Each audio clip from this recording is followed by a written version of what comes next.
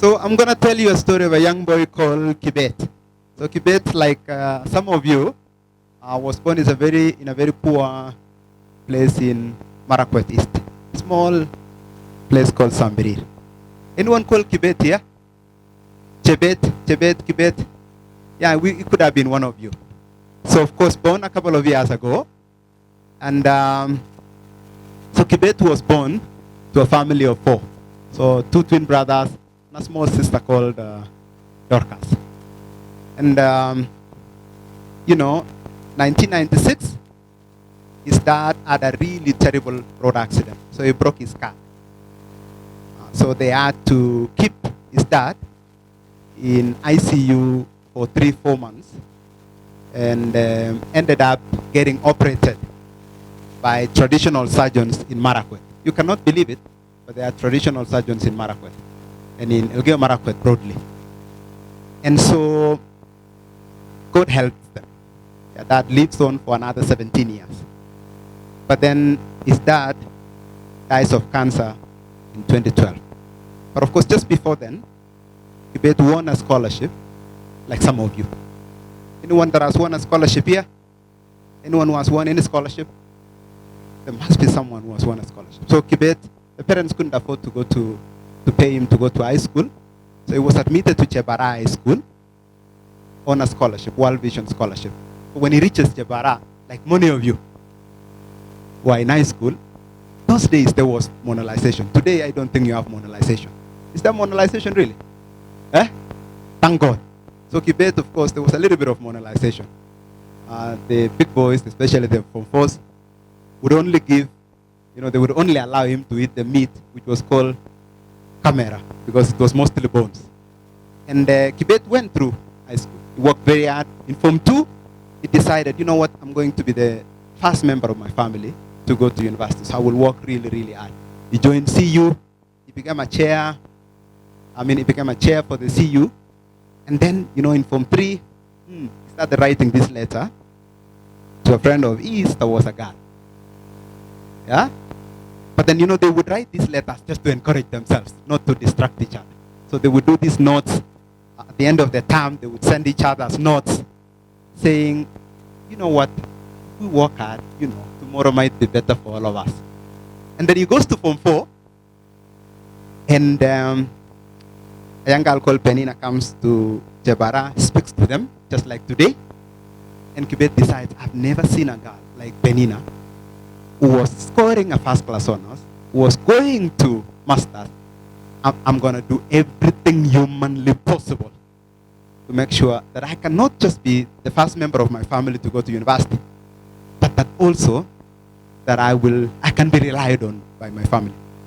At the end of that, he gets an A-. Anyone who wants to get an A- here? And then he gets a scholarship. That young boy called Kibet gets a scholarship. He goes to Strathmore University. In Strathmore, my goodness, he sees these young girls that are wearing trousers. He's super, super scandalized. He had never seen girls wearing trousers. It's going to happen to some of you. It's going to happen to some of you. And so he goes to Nairobi for the first time. He's crossing roads for the very, very first time in Nairobi. Then he reaches Nairobi, realizes, oh my goodness, this place is new. He has culture shock. So he would go to the chapel and say, God, oh my goodness, oh God, please help me. Where did you bring me to? You brought me to Strathmore University. So many people are so rich. And I'm just one of these. He used to wear a green trouser and a yellow flowered shirt. So many people laughed at him. They laughed at his dress. They laughed at his shirt. They laughed at the yellow jacket. They even laughed at his Kalenjin accent. And some of you may have a Kalenjin accent. And if you have a Kalenjin accent, some people may laugh at you. But you shouldn't have to worry too much. You remember that young girl that he wrote to the other time? Then they reconnect again. That young girl goes to study laboratory science. They continue writing letters through university. And then he sets up a small club called Rotary Club. I'm hoping some of you will join clubs when you're in high school and in college. So he goes on to study business IT in Strathmore University. And he graduates with a first-class honors. He gets a job. Fast, small job. He gets a small job. Earning, I think it was like 20,000 shillings. 25,000 shillings. And then he gets to do his first plane trip. That's going to happen to many of you.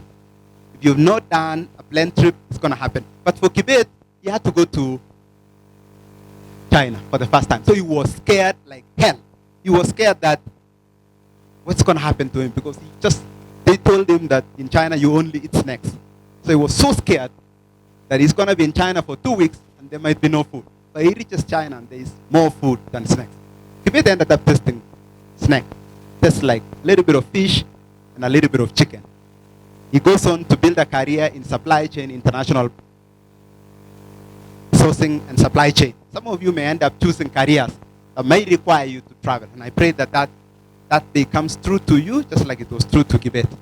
And then Kibet now, as soon as he finishes,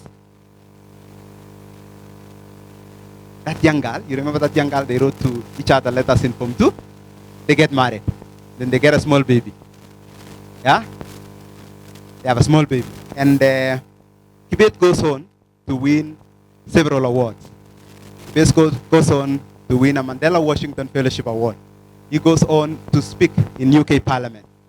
That young boy called Kibet goes on to even meet world presidents, including President Obama, and shakes their hands and has been running a program. That young boy called Kibet is speaking to you today.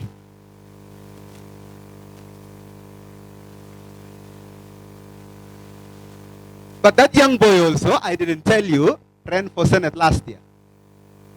He ran for Senate last year. Yeah? And he lost by a small whisker. And you know, instead of giving up, he said, you know what? There will always be tomorrow. Yeah? There will always be tomorrow. So that's a young boy. That could have been any of you. He won scholarships in high school. He won scholarships in university. He got his master's degree. He ran for Senate last year. He's written 2 books. That young boy is just here because of perseverance, because of resilience. I don't want you to give up. If there was someone to give up, it should have been Kibet, isn't it?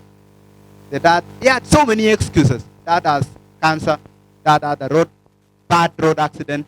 Dad had, they couldn't pay his school fees, you know. He had so many accidents. And then last year, even when he lost for Senate, just when he had almost won or actually won, but he hasn't given up, yeah? If there was one thing, honestly, there was one thing that I want to leave you. I want to leave you a message that please don't give up. Please don't give up. Don't give up on yourself. I want you to be a little like that young boy called Kibet, who could have easily been Chebet, or who could have easily been one of you who was born in Elgeiyo Marakwet County like some of you. I don't want you to give up. I want you to keep trying. I want you to pray to God every day that you don't give up.